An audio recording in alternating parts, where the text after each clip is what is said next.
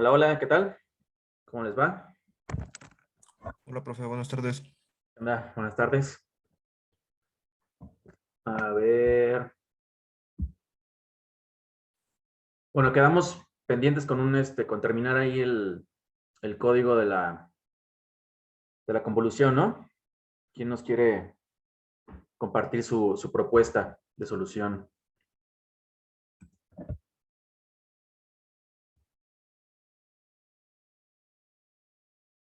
Mm, a ver, entonces voy a escoger yo. Paola, ¿hiciste tu tarea moral? Ah, no lo hice. Ah, qué caray. ¿Por? Lo que pasa es que quería ver la otra vez la clase, pero cuando la iba a ver no la había subido. Y la subió hasta en la noche, ayer, y pues ya era tarde. Entonces no la vi. Mm, qué caray. A ver, ¿quién más anda por ahí que la haya hecho?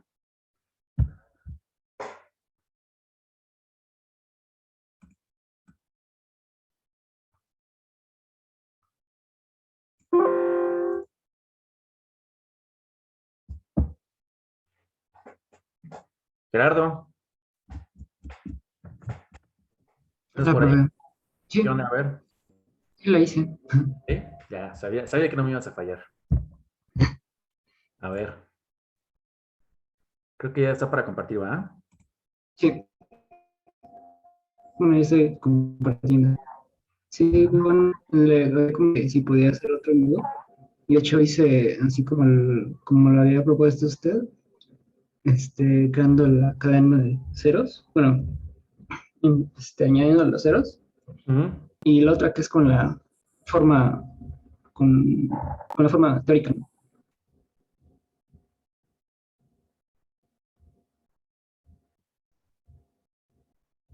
O sea, la de abajo se supone que es,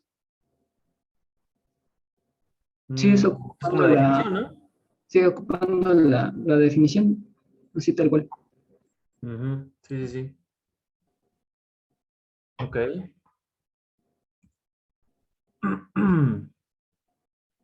Bueno, igual nomás ahí faltaría terminar de acondicionar la señal, ¿no? Porque imagino que queda, bueno, el resultado más bien. Imagino que el resultado queda, ¿cómo se llama? Queda con los elementos, las muestras extras al principio y Ah, con a los los extremos, ceros. ¿no? Bueno, si le añades los ceros, pues sí, Ujú. Ok. queda Y de, queda de la longitud teórica, ¿no? Que es ujú. la longitud de la primera, Uy, se está cortando tu más audio. la segunda, que Ujú. queda, Se va el dice que audio, es Gerardo. inestable. Hola, Pero, hola. Ah, es que se te está cortando el audio. Casi no se entendió lo que dijiste ahorita. Pero, ok. Pero digo, se ve bien la idea. Se pueden reducir, creo yo, todos los pasos. Mm, pero es que tienes antes. Ok, tú dejaste. El padding con ceros fue el que hicimos aquí, ¿va? sí, todo esto de aquí es de lo que propuso en la clase. Y el Ujú. otro, esto de aquí es un extra. Ok. No, es que creo que esos, o sea, esos fors, creo que los fors anidados no son necesarios, me parece. Con uno solo se hace. Ah, es Ah, que este lo ocupé para sumar las multiplicaciones, pero ujú. no sé si hay alguna, alguna función que nos haga, que sume todos los elementos del arreglo, por ejemplo. Sí, creo que sí tienen su método. Pero igual, ¿cómo se llama? Mm,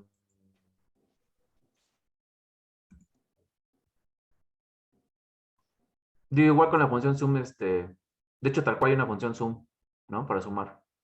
Sí, creo que sí, pero es para listas, ¿no? Bueno, como aquí estamos trabajando con arreglos, creo que es nada más para listas, ¿no?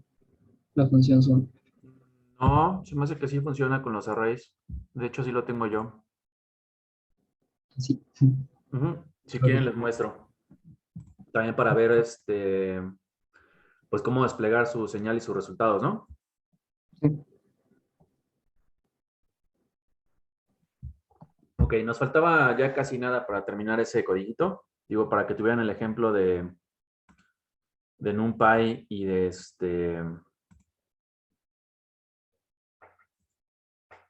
y del Matplotlib.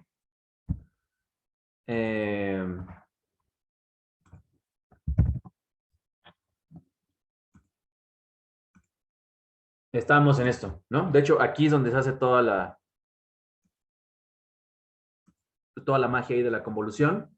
Tenemos, de una vez estábamos aquí ya contemplando justamente esas muestras extras que se ponen al principio, al final. Y básicamente, entonces, el resultado de la convolución lo podemos poner, o sea, para cada TDI, o bueno, o muestra, yo creo que me gusta más el nombre de muestra, mucho más descriptivo poner muestra. Entonces, para cada muestra en el rango de 1 y la longitud del arreglito que estamos haciendo aquí de convolución, resultado de la convolución, básicamente hay que hacer el barrido, ¿no? El barrido para hacer el producto punto, que sería multiplicar e ir haciendo las sumas, ¿no? Y entonces vamos generando el arreglito final, que es ya el resultado de la convolución. Entonces, todo eso lo podemos hacer, o sea, la muestra, la señal que le llamamos, a la que le agregamos los ceros es x2 y nos podemos ir desplazando con la variable muestra, ¿no? Entonces, nos vamos a ir de muestra a, nos vamos a desplazar hasta la suma del tamaño del kernel, ¿no? Porque nos vamos a ir por cada una de las posiciones el tamaño del kernel. Entonces sería la muestra más la longitud, eso usamos la función de len, el kernel.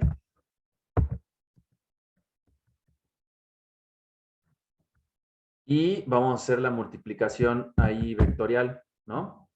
Lo que sería element wise, ¿no? Entonces, tal cual estamos aplicando aquí la definición del producto punto. Y aprovechando justamente de la duda que teníamos, que tenían de cómo manejar los arreglos con los índices negativos, que creo que por ahí Willy fue el que preguntó la vez pasada, nos podemos ir en sentido, no podemos invertir la lectura del arreglo con esta notación, ¿no? Entonces, ahí ya como parte de la definición de la convolución necesitamos invertir la señal, ¿no? Bueno, el kernel en este caso. Entonces, ya en cuestiones de sintaxis de Python lo estamos haciendo aquí, ¿no? Con los dos puntos y el -1 nos estamos invirtiendo como estamos leyendo el arreglo. Y todo eso ya lo podemos sumar.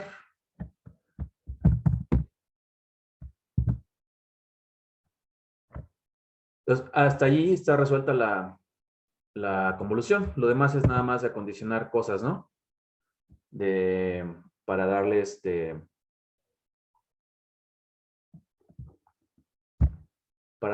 ¿cómo se llama? El formato, pues, ¿no? Para quitar las muestras que sobran en los extremos y esas cosas.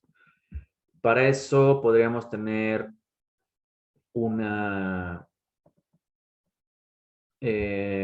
variable que digamos para dejarlo general, ¿no? Para que sea el tamaño que sea el kernel, necesitamos quitarle la mitad del tamaño del kernel de un lado y la mitad del tamaño del kernel del otro. Entonces, para que sea explícita la idea, nuestra variable kernel entre 2, ¿no? Está medio exagerado el nombre, pero... Y vamos a aprovechar aquí justo para utilizar algunas de las funciones que tenemos a la mano en NumPy, ¿no? Entonces, sería el tamaño del kernel, sería -1 por los índices. Eso necesitamos utilizar la función techo, ¿no? Porque como vamos a dividir entre 2 y no siempre nos va a dar entero, entonces esto lo vamos a dividir entre 2 porque va a ser la mitad del tamaño de nuestro kernel, pero como no siempre nos va a dar un número entero, necesitamos pues no redondear, nos conviene la función techo, en este caso. Y acuérdense la cuestión de los tipos de datos de entero y de flotante de Python. Como podría ser que tenga decimales, automáticamente se va a generar un flotante. Entonces yo voy a hacer lo que se llama el cast, o el casting del tipo de datos, y lo voy a forzar a que sea entero.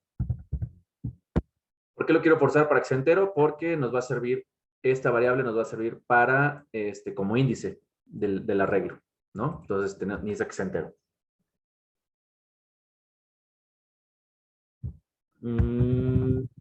Entonces, pues ya nada más recortamos, ¿no? Podemos utilizar el mismo arreglo que tenemos de la convolución, el resultado de la convolución, y lo vamos a cortar, o vamos a hacer lo que sería el trim, ¿no? Lo que haría la función de trim. Entonces vamos a quitarle al principio la mitad del kernel y vamos a aprovechar los índices negativos para cortar al final, ¿no? Del mismo tamaño. Y con eso estamos haciendo el trim de las orillas, quitando lo que sobra de la mitad del tamaño del kernel.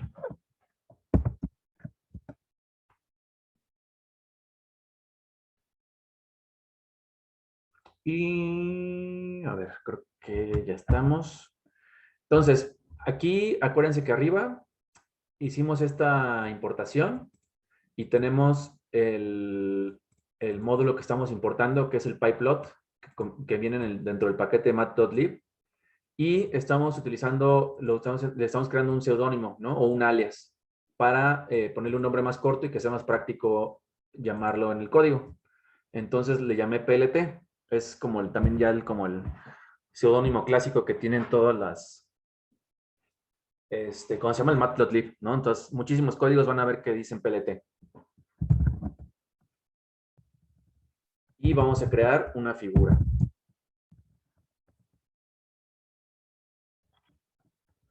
Vamos a utilizar la función del subplot de la figura. Bueno, más bien del matplotlib. Y vamos a poner la señal original, el kernel, el resultado de la convolución de NumPy y el que hicimos a patita aquí, ¿no? Entonces vamos a hacer 2 por 2. Entonces, como va a ser 2 por 2, lo indicamos de esta manera y vamos a ir poniendo 1 por 1, ¿no? Entonces, este va a ser el primero, el de arriba a la izquierda.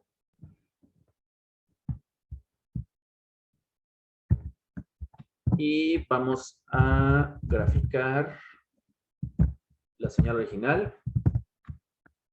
Vamos a graficar el kernel.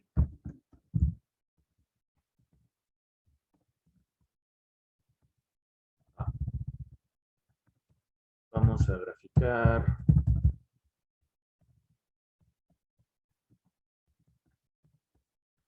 le llamé NumPy res, el resultado del NumPy.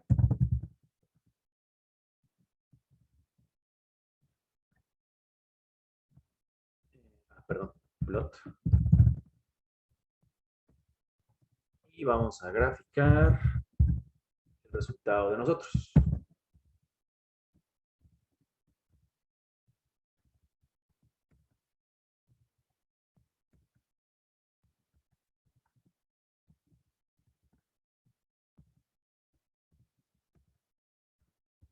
Y ahora esta cosa, ¿qué le pasa? Ah, se modificó mi teclado. ¿Quién sabe qué piqué? Ok. Resultado de la que hicimos nosotros. A ver, espero que esté todo bien aquí. Y ya marcó un error. A ver qué hice.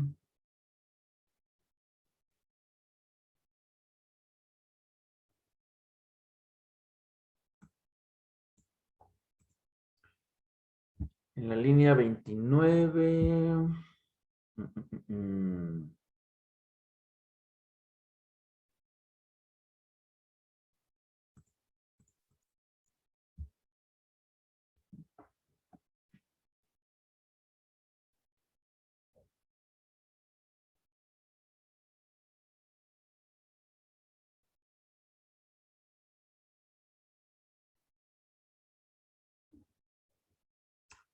¿Qué no le habrá gustado?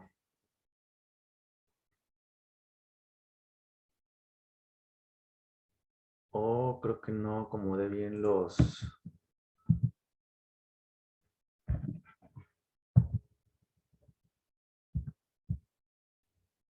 Se me hace que los paréntesis están mal.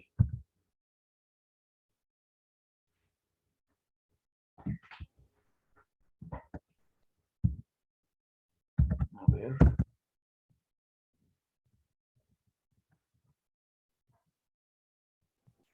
No recuerdo si también le tenía que poner Axis, ¿no? ¿Anda? Creo que también, bueno, aparte de poner los paréntesis, tenía que poner Axis, ¿no? Creo que ya leí. ¿Tú dices para el plot? No, para la de concatenar. Me faltaban aquí paréntesis. Ajá. Y ya está.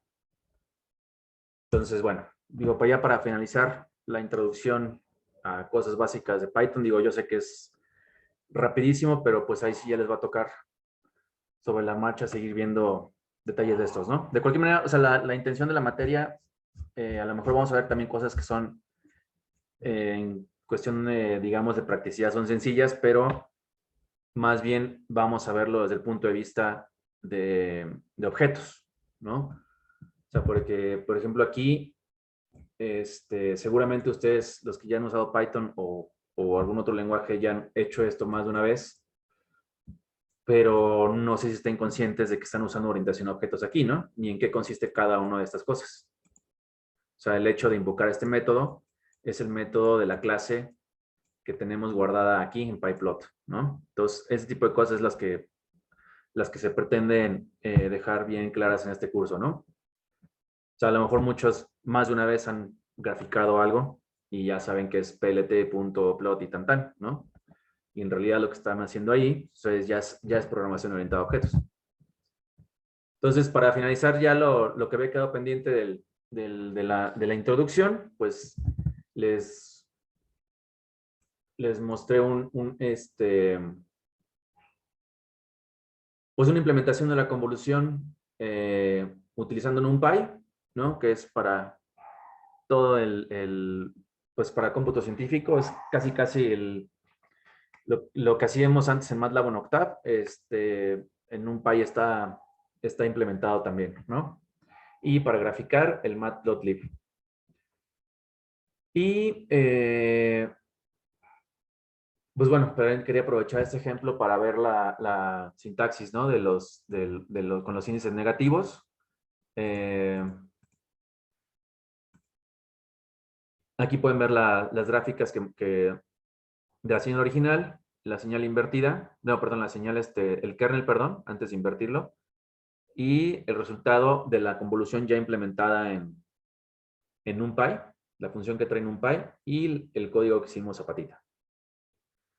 Entonces, ¿hay alguna pregunta con esto?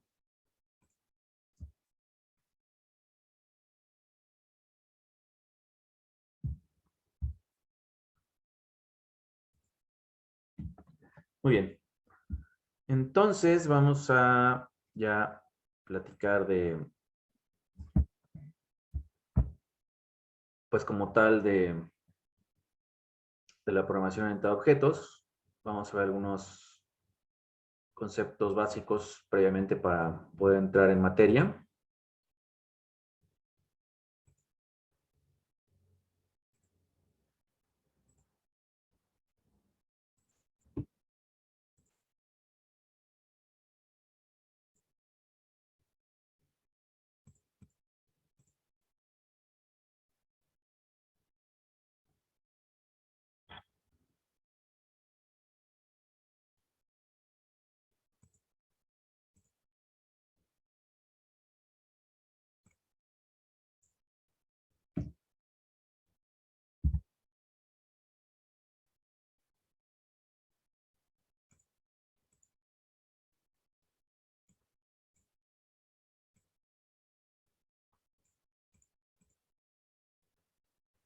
Algunas de esas cosas creo que las platicamos en su momento en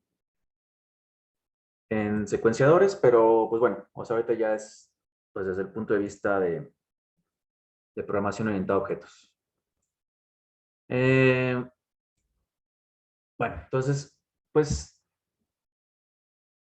como ustedes sabrán, tenemos muchos lenguajes de programación, hartos lenguajes de programación. En mi opinión, creo que son demasiados. No sé para qué tenemos tantos, ¿no? Cada que a un nerd se le ocurre crear su propio lenguaje de programación y pues ahí, si se vuelve popular, pues ahí tenemos que andarnos adaptando, ¿verdad? A los nuevos lenguajes de programación que van saliendo. Tenemos lo que son alto nivel, bajo nivel y lenguaje máquina. Nosotros estamos trabajando con lenguajes de alto nivel, ¿no? Como son el C++, Java, ¿no? El C Sharp, lenguajes de marcado como XML o HTML. Todos esos son lenguajes de alto nivel. Después tenemos lo que son los ensambladores, que es un nivel, bueno, de hecho ya estamos muy, digamos, más cargados de la mano de lo que es el lenguaje máquina, ¿no? Nada más que en los ensambladores trabajamos con mnemotécnicos y es un lenguaje no estructurado, ¿no? Ahorita platicamos más de lo que es la programación estructurada. Entonces, los lenguajes de alto nivel están, digamos, en el espectro de lenguajes de programación, están de alto nivel, están más cercanos a, pues, a un lenguaje que utilizaríamos nosotros, pues, el lenguaje humano, ¿no? El caso extremo, al otro extremo tenemos el lenguaje máquina, que simplemente pues son patrones de bits de ceros y unos, que es lo que la máquina entiende, ¿no? Entonces nosotros pasamos del lenguaje de alto nivel, que se acerca más al lenguaje de humanos, y pasa por todo un proceso de traducción hasta llegar a lo que es el lenguaje máquina. Entonces, digo, anteriormente, por ejemplo, digo, estoy hablando, no sé, de los 40, yo creo. En las primeras computadoras digitales, el lenguaje para programar era tal cual, lenguaje máquina, ¿no? O sea, los lenguajes de alto nivel salieron después. Entonces, incluso todavía, digo, eso a mí no me tocó, ¿no? No estoy tan viejo, pero, por ejemplo, en las universidades, en el Politécnico o lo que sea, tenían sus centros de cómputo en los que uno tenía que llegar con sus tarjetas impresas, ¿no? Que básicamente eran tarjetas con orificios, y eso representaba el código máquina, ¿no? O el lenguaje binario, el código binario. Y entonces, no sé, a lo mejor un código para decir hola mundo, pues eran varias tarjetas, y se tardaba una semana en darte el resultado de tu programa, ¿no? Y si había un error, pues pobrecito de ti, porque tienes que volver a hacer todo y esperar otra semana que te dieran el resultado en el centro de cómputo. Entonces creo que hemos evolucionado bastante rápido en ese sentido. Ya después, en los 50, 60 fue cuando empezaron a salir lenguajes de programación de alto nivel, ¿no? Que en sí ya son lenguajes más naturales, comprensibles por el programador, independientes además de la máquina, ¿no? Entonces, de los primeros creo que fue Fortran, me parece, para aplicaciones científicas y de ingeniería. Estuvo después COBOL, Empezó a salir Pascal, Basic, luego llegó el C, luego el C++, ya con la orientación a objetos. Java es más reciente, creo que, si mal no recuerdo, Java es, pues yo creo que es noventero o algo así. Y Python también es relativamente reciente. Solamente que la popularidad de Python, pues como que tardó más en llegar, por alguna razón. Pero bueno, estamos posicionados o estamos trabajando dentro del ámbito de lenguajes de alto nivel, ¿no? Entonces, nosotros vamos a programar para resolver un problema. Y a grandes rasgos, ¿no? Tenemos lo que es tenemos un problema, tenemos que diseñar un algoritmo para que lo resuelva y posteriormente lo pasamos a un programa de computadora. Entonces, un programa bien hecho, pues va a constar o va a depender de un buen diseño de algoritmo y de las estructuras de datos correctas, ¿no? También lo comentamos un poquito ahorita en la introducción a Python, ¿no? Que pues también depende mucho el problema y lo que queremos resolver para saber qué tipo de dato nos conviene, qué tipo de estructuras de datos nos conviene utilizar que se adecúen mejor al problema a resolver. Entonces, básicamente los algoritmos, o bueno, el algoritmo lo podemos ver como una secuencia ordenada de pasos. Eso es un algoritmo. Lo más importante es que no haya ambigüedades. Se nos tiene que conducir a la solución del problema que tenemos enfrente. Y es independiente, además, el algoritmo del lenguaje de programación.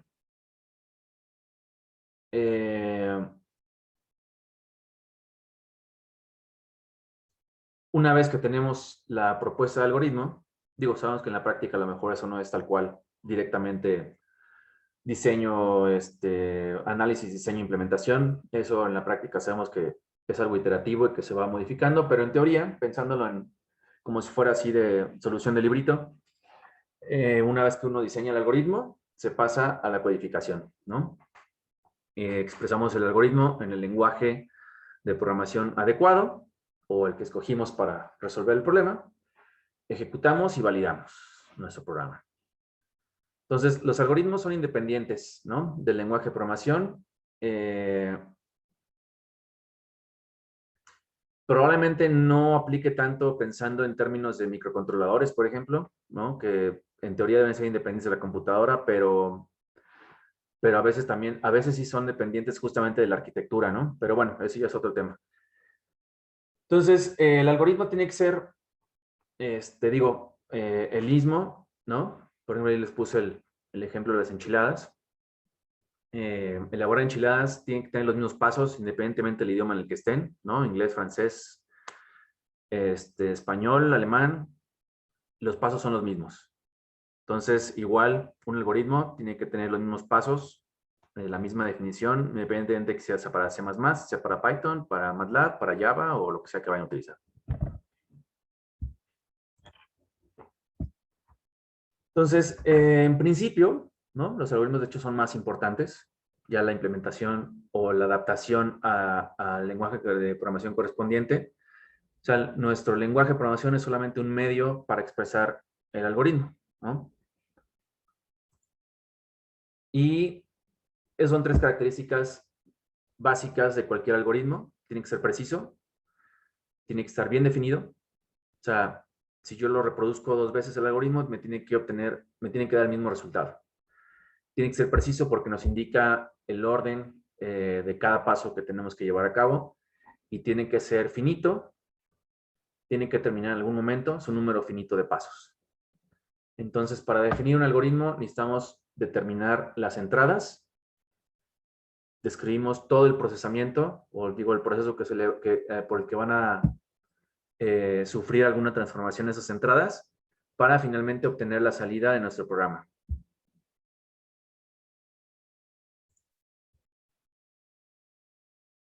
Entonces, estos pasos sucesivos o instrucciones, pues es lo que constituye el algoritmo, ¿no? Si tenemos problemas demasiado complejos, a lo mejor no vamos a poner en unas cuantas líneas el algoritmo resolver, ¿no? O tenemos cierto nivel de abstracción o de complejidad y lo vamos a descomponer en subproblemas más fáciles de solucionar que el original. Aplicando, digamos, esto del divide y vencerás, ¿no? Entonces, por ejemplo, una manera de ver esto, pues son las funciones, ¿no? Las funciones que metemos en nuestros programas normalmente son, pues son esos subproblemas o subprogramas, vamos a verlo así, para dividir la complejidad del problema original, ¿no? Y vamos separando pues lo podemos ver como módulos, ¿no? Que ya integrados todos resuelven el problema principal, que es mucho más complejo.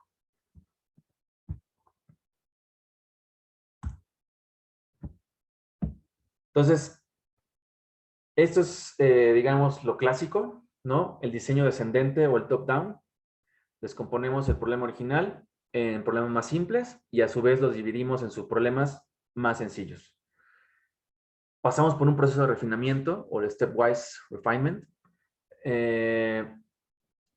Lo que les decía, ¿no? En realidad esto pues es algo iterativo, es algo que en la primera ronda seguramente el diseño está incompleto, falta desmenuzar más a detalle algunos de esos pasos y pasamos una y otra vez hasta que finalmente encontramos una solución que idealmente debería ser la óptima, ¿no? Y pues bueno, la ventaja de descomponerlo de esta manera los algoritmos es que pues tenemos un problema más fácil de comprender al dividirlo en partes más simples. Tenemos modificaciones, las modificaciones pueden ser más sencillas y comprobamos, la comprobación del problema también debería ser más sencillo.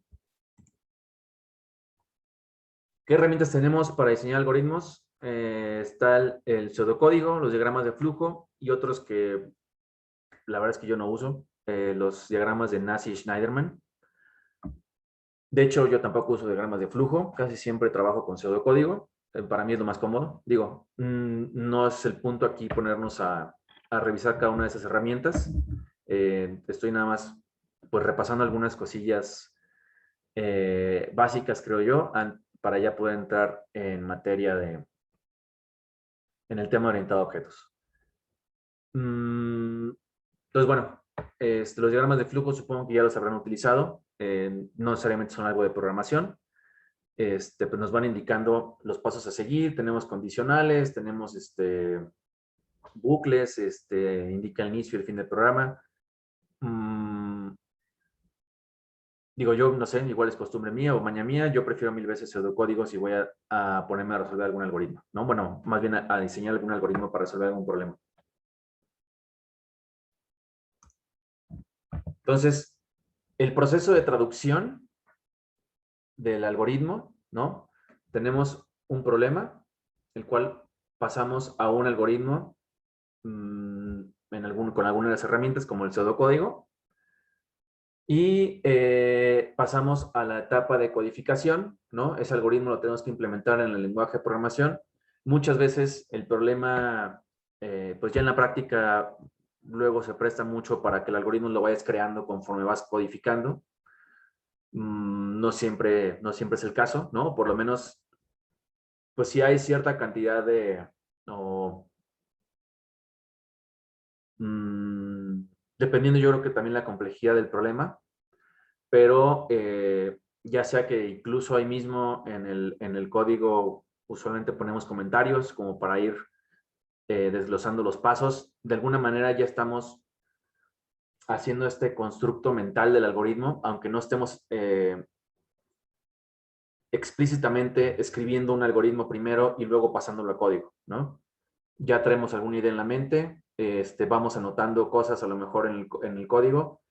Idealmente, si quisiéramos ser más ordenados o tener una mejor práctica de programación, pues sí tendríamos que pasar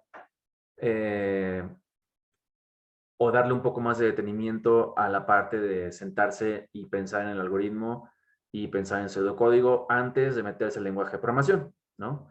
Hay problemas que pues igual no hay necesidad de hacer eso tan formalmente, ¿no? Entonces, ya que tenemos el algoritmo en el lenguaje de programación, pasamos a este proceso de edición, donde lo que tenemos como resultado es el código fuente, ¿no? Es el código fuente, lo que son nuestros archivos de scripts, eso es nuestro código fuente, o nuestros .c, nuestros .py, según el lenguaje de programación que hayamos elegido. Y ahí es donde pasa por el proceso de traducción de compiladores e intérpretes a código objeto, donde el código objeto ya es el programa ejecutable en sí, ¿no? O lenguaje máquina. Entonces, pasar del código fuente al código objeto es ese proceso de traducción. Y la cuestión aquí, ¿no?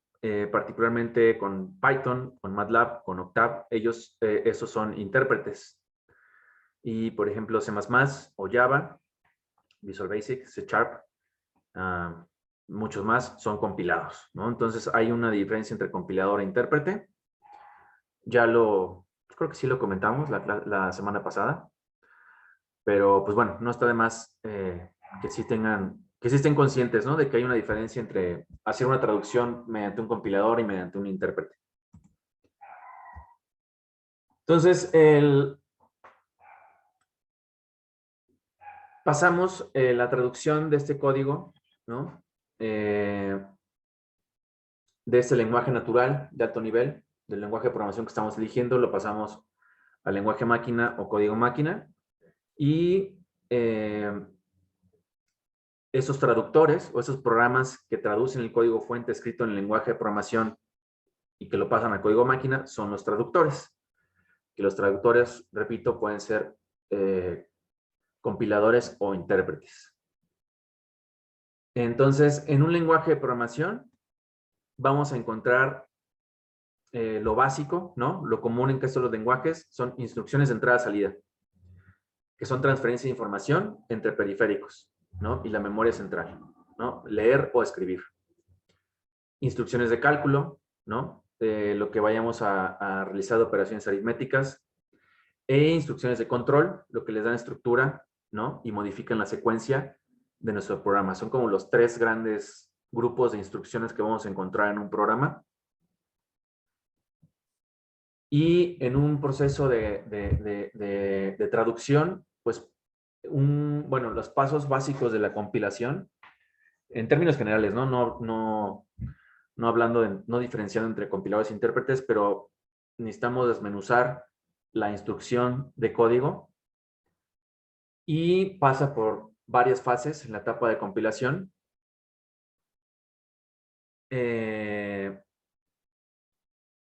Realizado por esos traductores, ¿no? Sea un compilador o sea un intérprete. O sea, vamos a pensar en ellos como programas que traducen a su vez programas escritos en lenguajes de alto nivel, ¿no? Y los van a traducir a código máquina. Entonces pasamos por todo un proceso de análisis, empezando por un análisis lexicográfico, donde vamos a encontrar lo que son los tokens. Los tokens los vamos a pensar como unidades lingüísticas, ¿no? En nuestro caso, pues digo, palabras.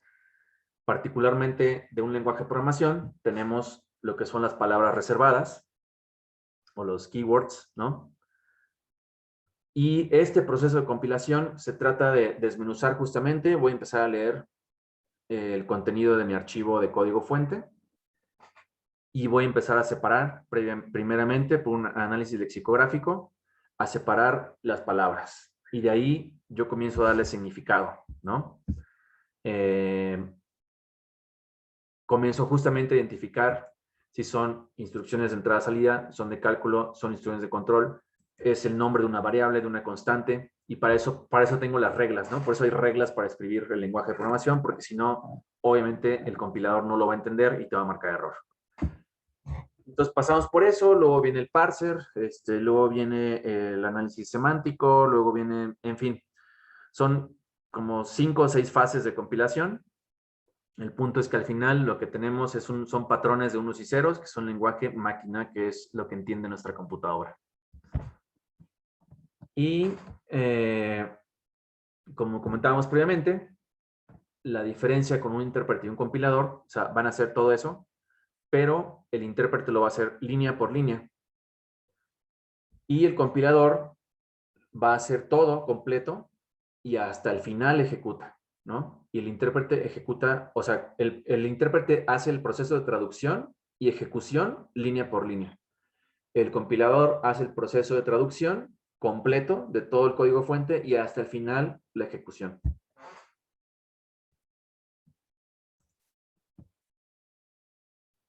Entonces, el intérprete ejecuta el programa desde su formato de alto nivel, instrucción a instrucción. Python cae dentro del rango del grupo de los intérpretes.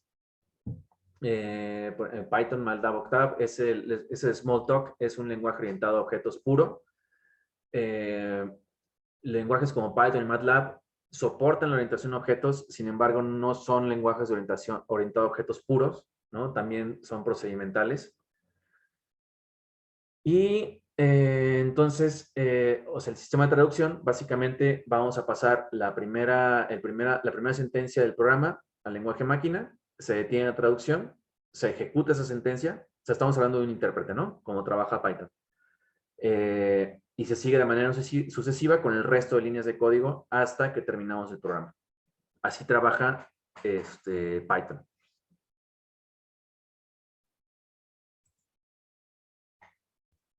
Y el compilador, ¿no? Lo hace todo, como les decía, la traducción del programa completo es en una sola operación, ¿no? Lo que es la compilación del programa, y traducimos todas las instrucciones del programa en un solo bloque. Ya para después obtener el programa ejecutable. Entonces, por ejemplo, los programas compilados no requieren del compilador para ejecución. Yo cuando estoy trabajando en C o en C++ y genero un programa y hago la traducción con el compilador, yo obtengo, por ejemplo, en el caso de Windows, obtengo un .exe, ¿no? Ese es el producto. Es un .exe que yo puedo ejecutar cuando yo quiera y no necesito tener instalado el compilador de C++ para poderlo correr. En cambio, con los intérpretes sí requiero tener algún entorno, el entorno, o digamos el engine, o como le quieran llamar, o el core, el núcleo, del intérprete, ¿no? Entonces, de hecho, si trabajaron previamente con MATLAB o con Octave, saben que para correr algo de Octave o de MATLAB, forzosamente necesito abrir MATLAB o Octave, ¿no? Igual pasa con Python, así funcionan los intérpretes.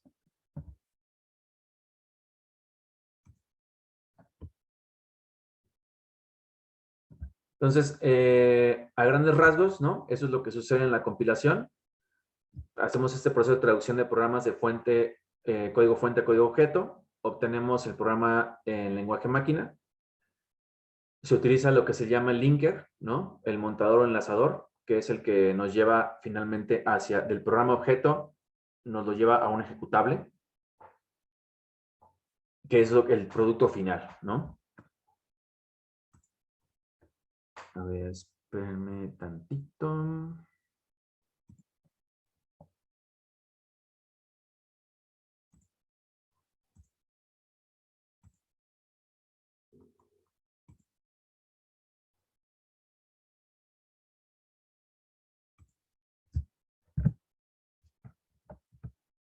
Ok.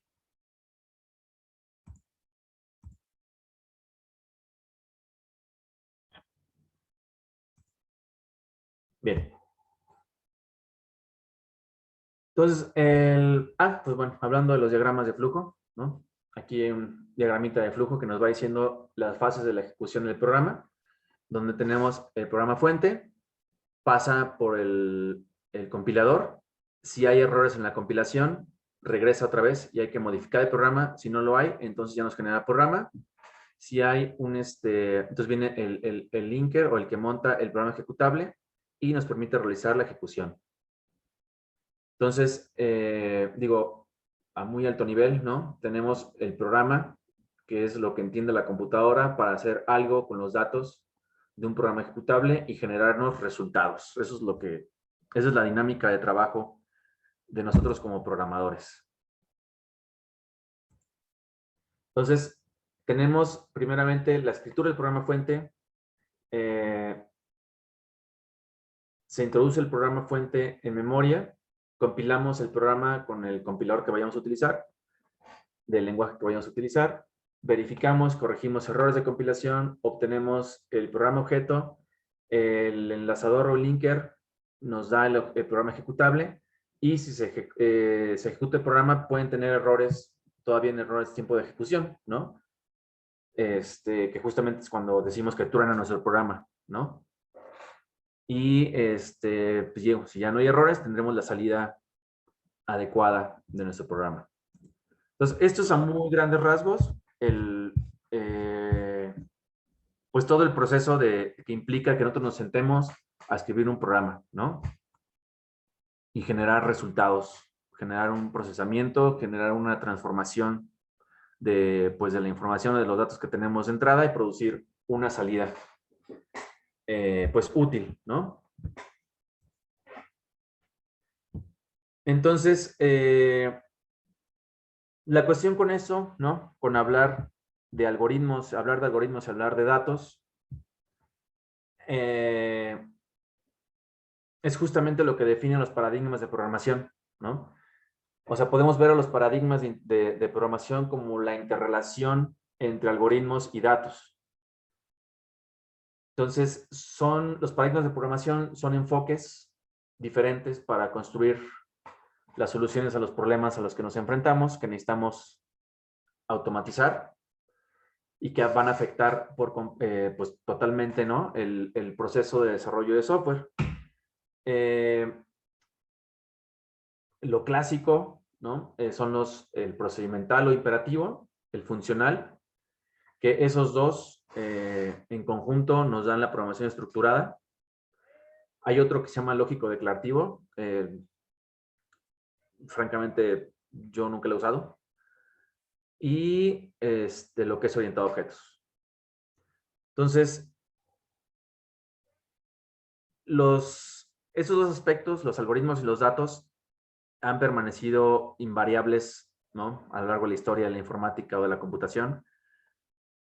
No nos escapamos, ¿no? De tener que lidiar con ellos. Pero la interrelación entre ellos, que es justamente lo que nos define un paradigma de programación, es lo que ha estado variando y seguramente va a continuar haciéndolo, ¿no? Entonces, la interrelación entre algoritmos y datos es lo que nos da un paradigma de programación.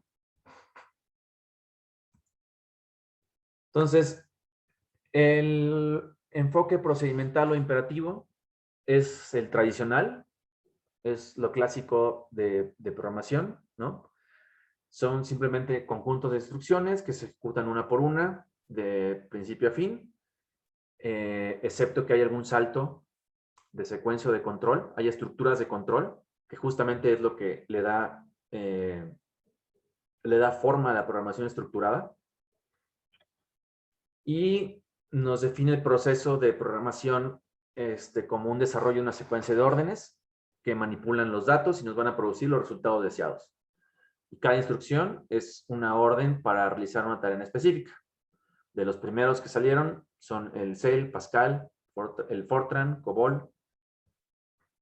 Pero bueno, eso es como pues sí, pues es lo tradicional, es el enfoque tradicional. Tenemos lo que es la programación lógica, y a mí de entrada el nombre me causa... Regresando bastantito 2 diapositivas así rápido, por favor. ¿Qué pasó? ¿Le puede pasar 2 diapositivas antes, por favor? Lo regreso. A ver. ¿Ahí? Ya, Ajá. ya, gracias.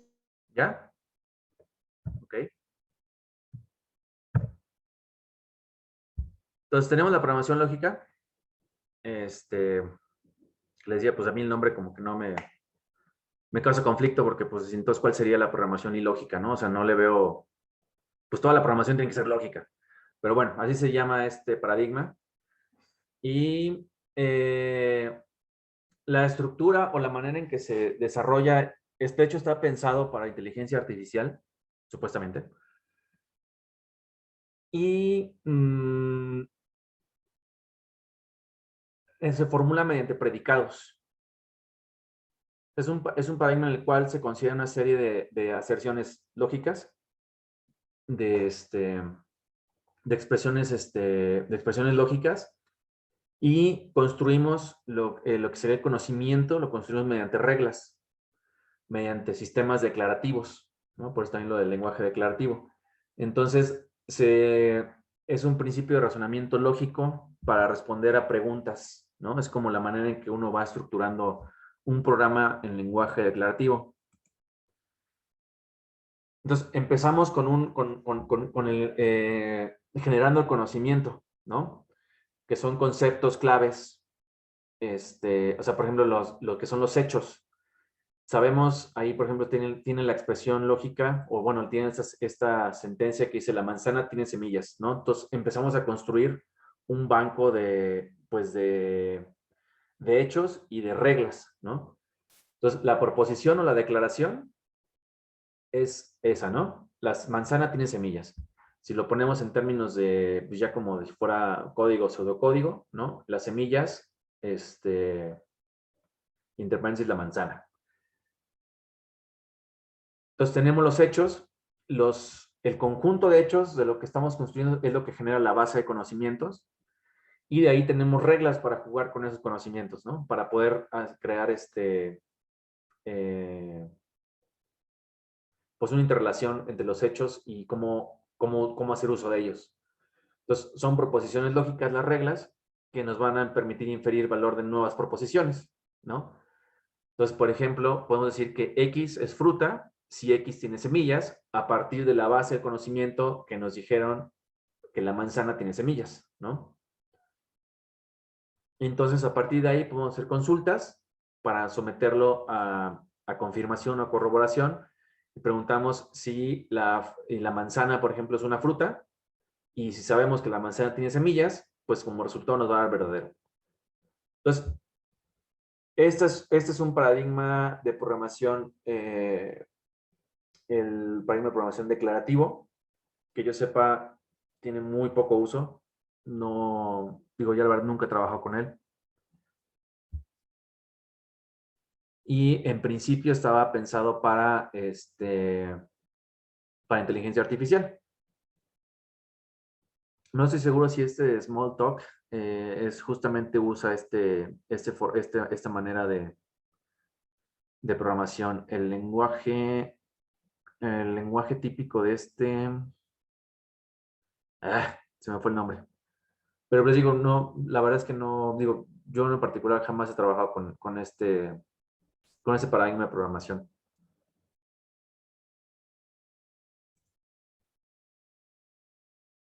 Entonces, en la programación estructurada,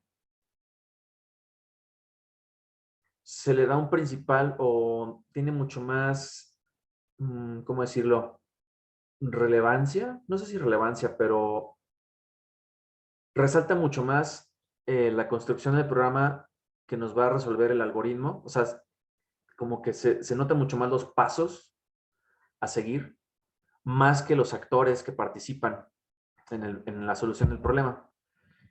Y el lenguaje orientado a objetos es al revés, ¿no? El principal actor son los objetos, son los actores, son los que están involucrados en el proceso que describiría un algoritmo. Entonces, es un enfoque distinto al proceso, al procedimental, ¿no? Vamos a entender procedimental o imperativo, ya pensando en programación estructurada, ¿no? Combinado con la parte funcional, ¿no? Y con estructuras de control. O sea, realmente hablar de procedimental es muy genérico, ¿no? Y hoy en día se quedaría corto, ¿no? Entonces, en realidad estamos hablando de la programación estructurada en contraste con la orientada a objetos, ¿no? El diseño y la construcción de objetos, digo, vamos a platicarlo más a detalle después, pero digamos que la parte clave o lo que lo diferencia de la programación estructurada a la orientación a objetos es que agrupamos los datos y los comportamientos, ¿no? Los atributos y los comportamientos que vienen siendo datos y métodos o funciones, los estamos englobando en una unidad que es el objeto. En la programación estructurada, nosotros vamos a crear, por ejemplo, una función para resolver una subrutina, como también se le conoce, para resolver un determinado problema, pero digamos que no hay como una conexión, digamos que a más, o sea, no está tan apegado al modelado del mundo real como podría ser la orientación a objetos. Tengo una función que está en conexa, ¿no? Hace un procedimiento y lo resuelve, pero no tiene ninguna asociación, digamos, que se apegue más a la realidad o el modelado del mundo real, ¿no? Entonces, bueno, de orientados a objetos, yo creo que los más poderosos es obviamente C++ y el Java. Java es un lenguaje que es estricto de orientación a objetos. Python soporta orientación a objetos, sin embargo, no implementa el paradigma en su totalidad. Después veremos esos detalles. Es un poco más flexible en ese sentido. Pero bueno, o sea, soporta la programación orientada a objetos, ¿no? Entonces, un lenguaje orientado a objetos se basa en el diseño y construcción de objetos que se componen a su vez de datos y operaciones. Eso es la parte clave o que diferencia a la programación estructurada de la orientación a objetos, más obviamente otras propiedades muy importantes, pero eso es, digamos, como que el punto de partida para separar la programación estructurada convencional, que pues, por ejemplo, en secuenciadores la utilizamos, fue como el pan de cada día, ¿no? Y lo que ya sería orientado a objetos. Entonces, hablando particularmente de Python, tenemos la programación, o sea, los paradigmas de programación estructurada y orientado a objetos los soporta, ¿no? No tiene la palabra reservada, pues les digo que no lo implementa en su totalidad. No hay manera o no tiene palabra reservada para lo que es el encapsulamiento. El encapsulamiento es a lo que me refiero, que en una sola entidad tenemos como tal agrupados, ¿no? Datos y funciones, ¿no? Entonces hay una asociación, hay una conexión ahí, digamos, a un nivel de abstracción mucho más cercano a como sería el mundo real, a diferencia de la programación estructurada. Entonces, y pues bueno, digo, hablando aquí de Python, pues ya, de hecho, hace poquito alcanzó ya como el título del lenguaje más popular actualmente. Ya rebasó a Java y a C++. Y hay microcontroladores que ya soportan los intérpretes de Python. Entonces, ya lo podemos pensar, por ejemplo, para sistemas embebidos también. Y además es un lenguaje de propósito general. Tiene muchísimas herramientas de manejo estadístico de información, aplicaciones de aprendizaje maquinal, ¿no? Entonces, pues bueno, yo creo que para la formación de ingenieros hoy en día, yo creo que es un sí o sí, ¿no? Yo he visto muchas convocatorias así para aplicar para trabajos de programación y es casi un hecho que te van a pedir Python, ¿no? Entonces, pues sí, o sea, creo que llegó para quedarse y además, pues está ganando muchísimo terreno respecto a otros lenguajes de programación.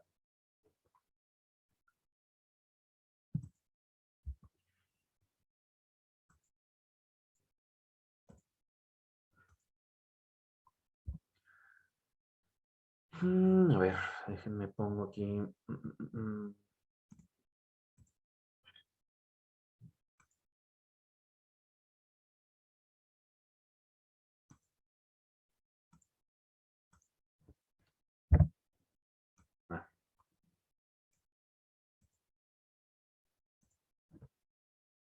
Entonces, vamos a hacer un ejemplito sencillo para empezar a diferenciar de qué estamos hablando cuando hacemos programación estructurada y programación orientada a objetos. Entonces, el problema a resolver ahorita es muy sencillo. Vamos a calcular media aritmética en una lista de números enteros.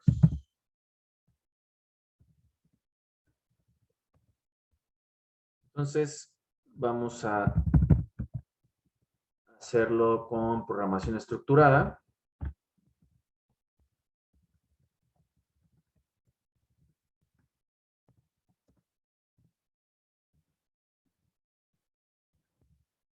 Voy a crear mi lista de enteros a partir de la función de range.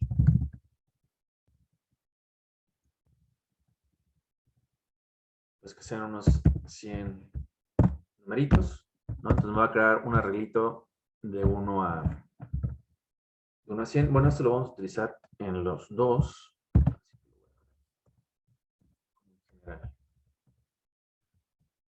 Entonces, en la programación estructurada vamos a crear una función para resolver el problema.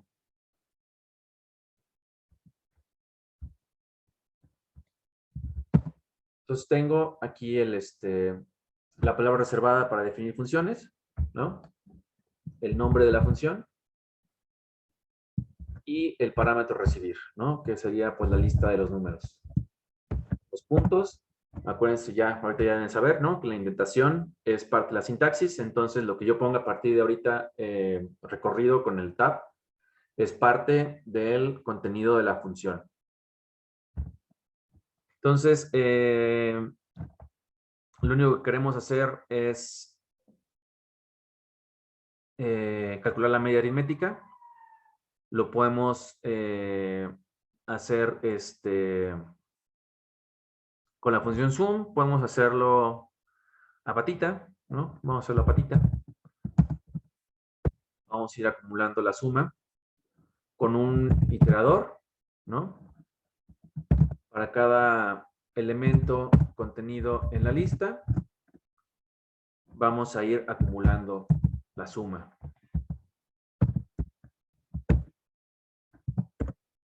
Y, ojo, ¿no? Esta línea de código es la única que está dentro del iterador, del for. Y nuestra media, pues va a ser el resultado de la suma dividido entre el tamaño del arreglo. Bueno, perdón, de la lista. Y eso es lo que podemos regresar como la media, ¿no?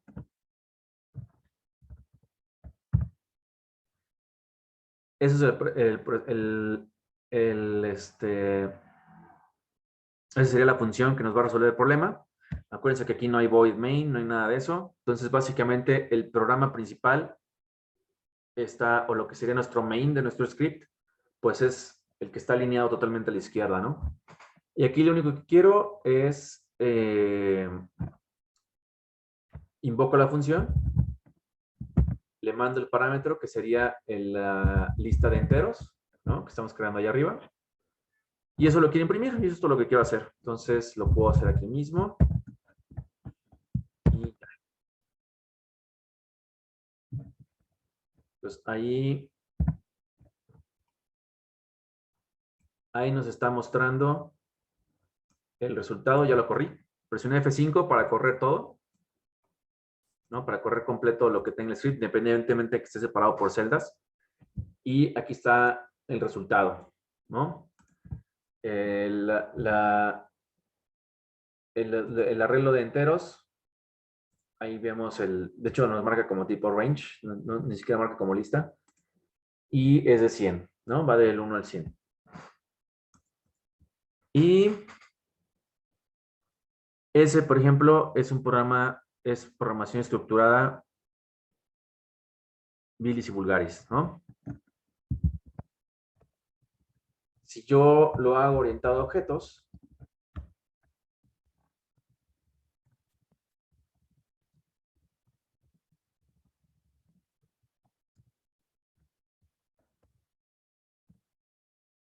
entonces ahora yo voy a crear un ente, ¿no? O una, pues sí, una unidad lógica que me va a agrupar datos con comportamiento o con acciones, con métodos o la función. Entonces, no va a ser una función ahí solita, que solamente la hice para resolver el problema y ya, ¿no? Voy a crear una clase que va a contener, que el cálculo de la media va a ser parte de su funcionamiento, de su funcionalidad. Entonces, aquí, por ejemplo, para crear una clase, para empezar, ¿no?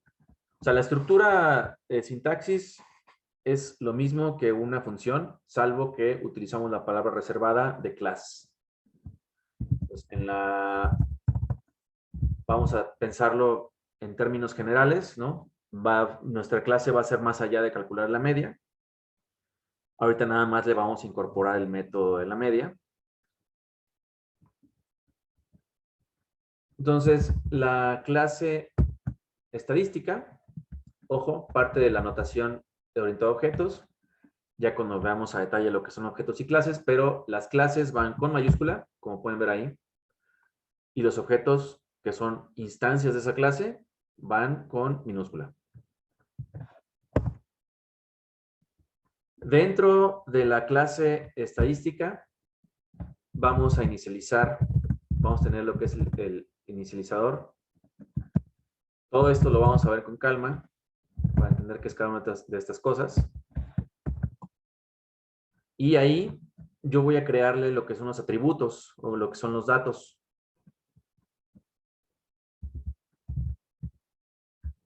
Self hace referencia a sí mismo, ¿no? Entonces estamos hablando de yo mismo, yo clase estadística, voy a tener un atributo que se va a llamar data. Y le voy a asignar lo que estoy recibiendo como parámetro aquí.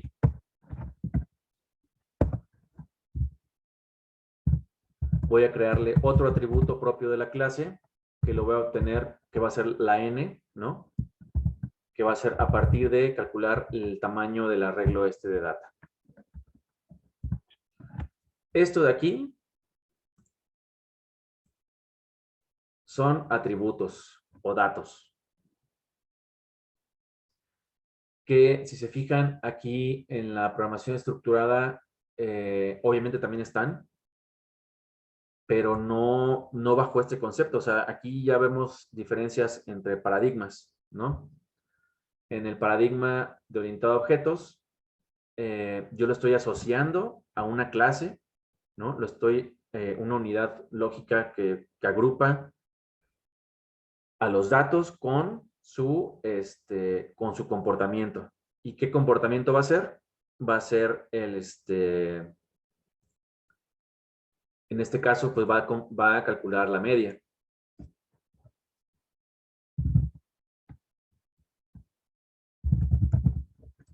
Entonces vamos a obtener la media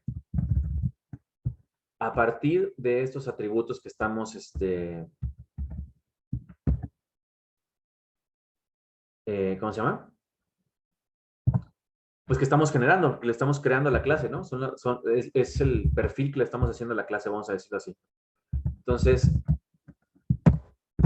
la suma del,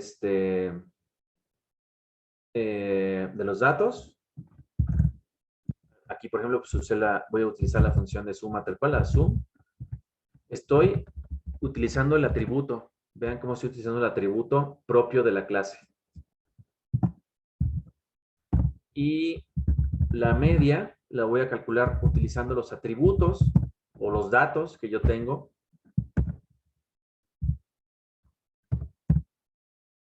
Y ahí, ¿no? La suma entre el número de elementos.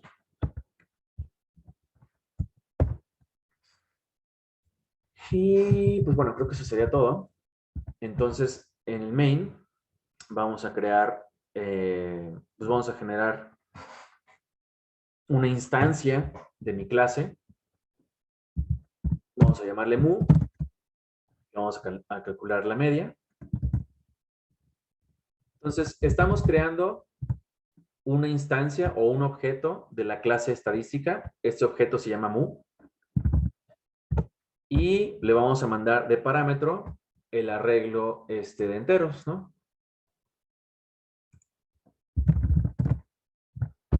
Que es lo que estaría recibiendo en el inicializador. O sea, lo que pusimos aquí como data, es lo que está recibiendo aquí.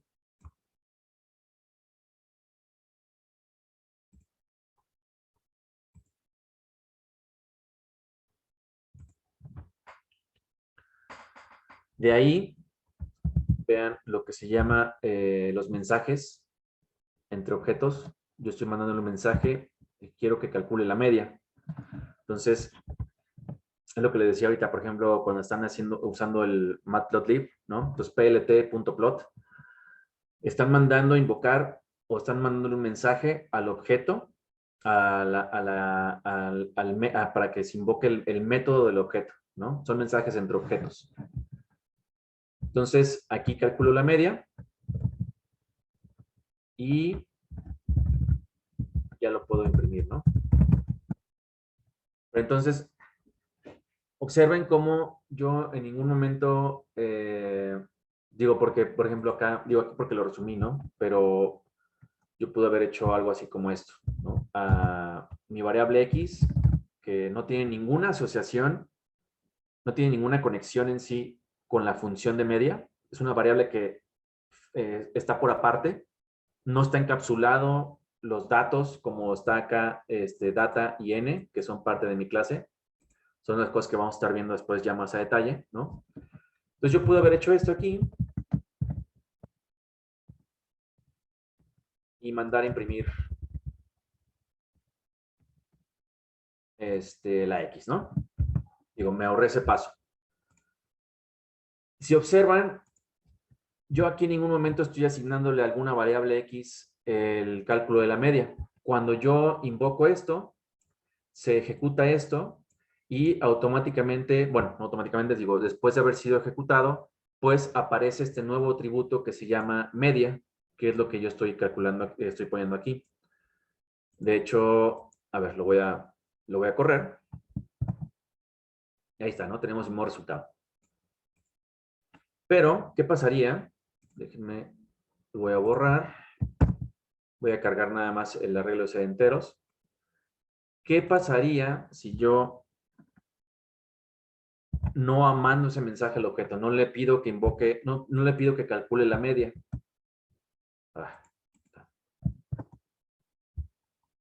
Me indica que no tiene el atributo.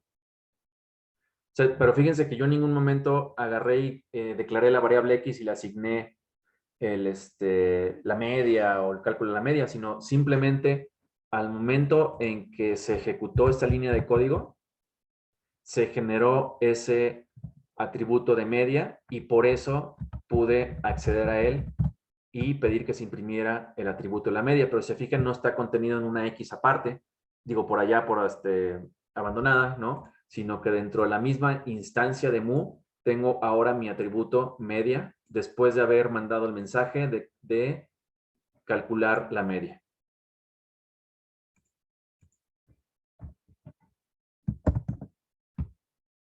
Ok, entonces, bueno, ya se nos acabó la clase. ¿Hay alguna pregunta? Sí, profe, yo. Sí. Es que se me cortó un poquito cuando más bien no escuché la diferencia en esa de def-init y la def de abajo. ¿Por qué la def de abajo no la puso con el guión bajo? Bueno, esas son cosas de sintaxis que vamos a ver después. El doble guión es una cuestión de convención para especificar ciertos tipos de métodos.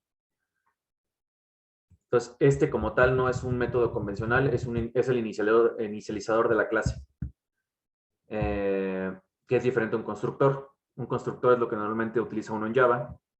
En su momento platicaremos el detalle. Ahorita nada más quería empezarlos a introducir, empezar a notar la diferencia entre hacer algo orientado a objetos y hacer algo con programación estructurada convencional. Pero esto después lo vamos a ver bien. Ok, profe, gracias. ¿Va? Bueno, pues si no hay más preguntas, pues continuamos el día de mañana.